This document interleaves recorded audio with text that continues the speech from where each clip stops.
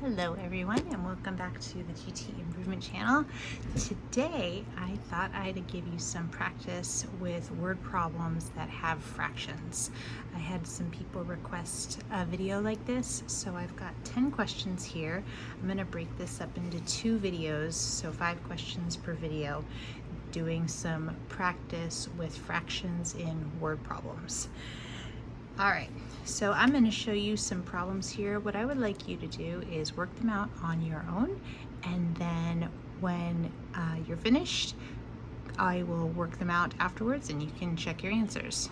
Okay, here is question number 1. All right, so in this problem, Terry is baking a pie and he's cutting it into 9 slices.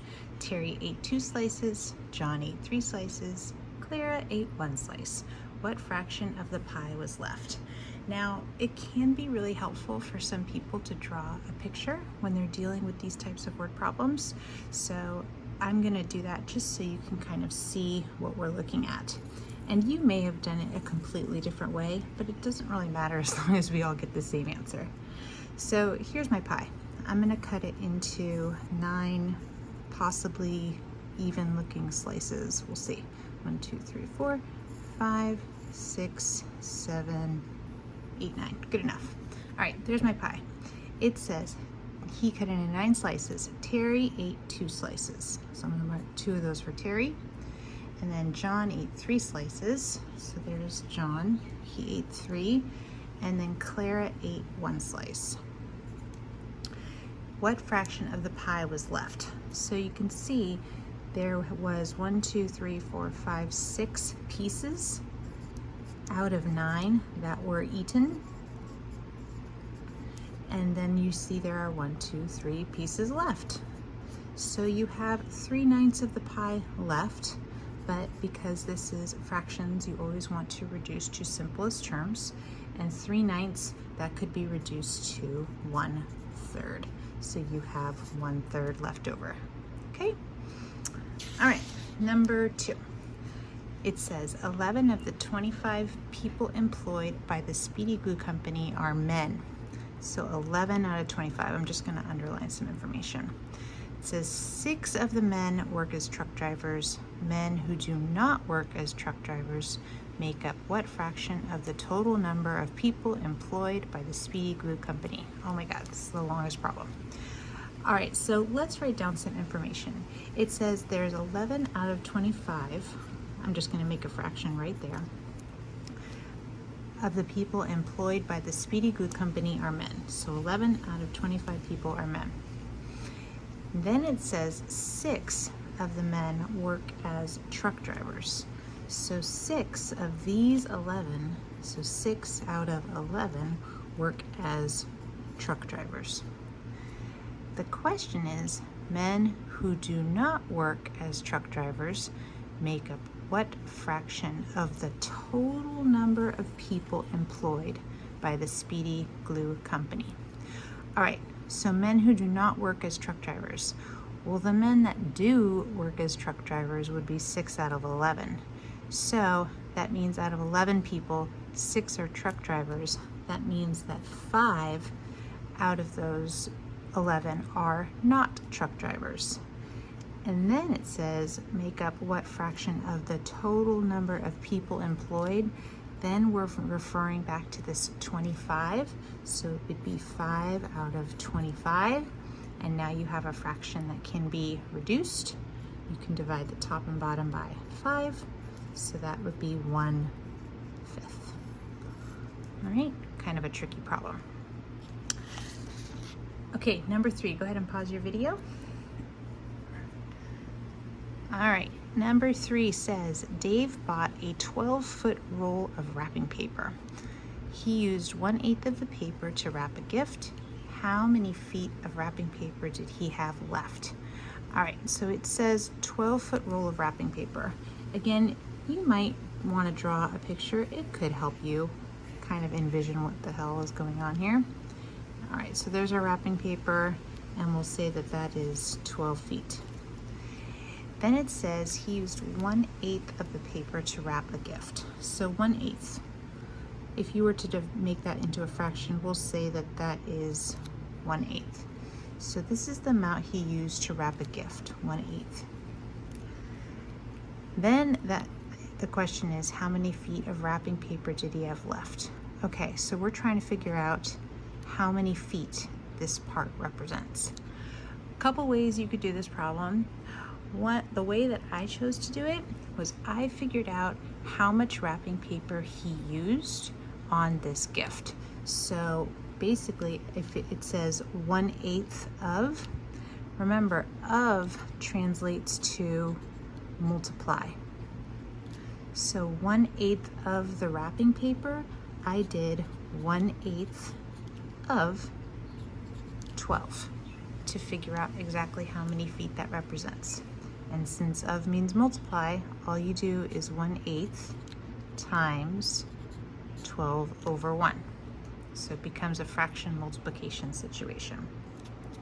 All right, now multiplying, we could do some cross canceling. Both of these are divisible by 4, so that would be 2, and that would be 3. So now you can't do anything here, so it'd be 1 times 3, which is 3, 2 times 1, which is 2. Now you have a fraction that can be, we have an improper, so if you want, you can change that back into a mixed number. 2 goes into 3 one time with 1 left over. Denominator stays the same. Okay, so what in the world did you just figure out? You figured out that 1/8 of 12 is 1.5. So he used 1.5 feet for this one gift. Then what you could do is say, okay, well, this whole roll is 12 feet. All you need to do is 12 minus 1.5, which would be 10.5 feet left, which is your answer. Okay, 10.5 feet left. Okay, kind of a tricky problem, but it can be helpful to draw a picture. Okay, number 4, go ahead and pause your video. All right, this problem says Bernice bought 1/2 pound of cooked shrimp at the fish store. She divided, there's a key word there, the shrimp into 3 equal portions. How much did each portion weigh? Leave the unit in measure of pounds. All right, so basically we bought 1/2 pound of shrimp and we're dividing it into 3 equal portions. So all we're doing here is 1/2 divided by 3. And the rule for dividing fractions is keep, change, flip.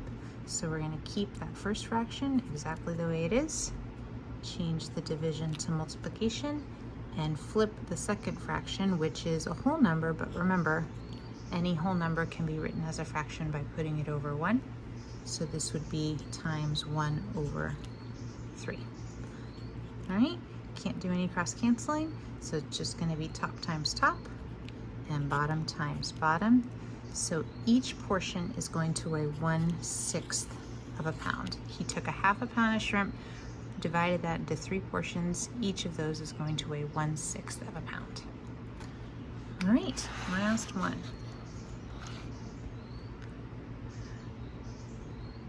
All right, for this problem, it says the mileage gauge in Stanley's car showed this number of miles. And then it says on Saturday, the mileage gauge in his car showed this number of miles. How many miles had Stanley's car been driven from Monday to Saturday? So this basically works out as a difference problem. What is the difference between this number and this number? And difference translates to subtraction. So we need to subtract this number from, subtract this number from this number. Now, this looks like it would be kind of annoying, right? You have 9/10 and 7/10. Let me show you a little trick that you could have used rather than dealing with the fractions, because these numbers are kind of big and annoying. What you could do is translate this to a decimal by doing 17,931.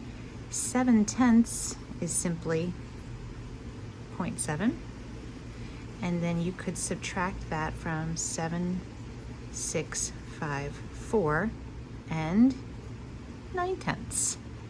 I think that worked out a little bit easier than keeping them as fractions, but if you would have subtracted the fractions, you should have ended up with the same answer.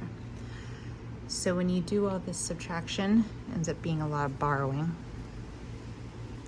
8, 2 and 6, 8 and 7, 2. Ends up being 276 miles and 8/10, which is 276 and 8/10, and 8/10 is the same thing as 4/5, which is your final answer. All right, I hope you did okay on these ones. Remember, there's always more than one way to solve these problems, so if you did it differently, as long as you got the same answer, that's great.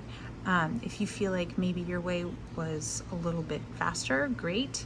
If you feel like your way was a little bit longer than any of these, maybe you'll think about that for the next set of 5 that you're gonna do.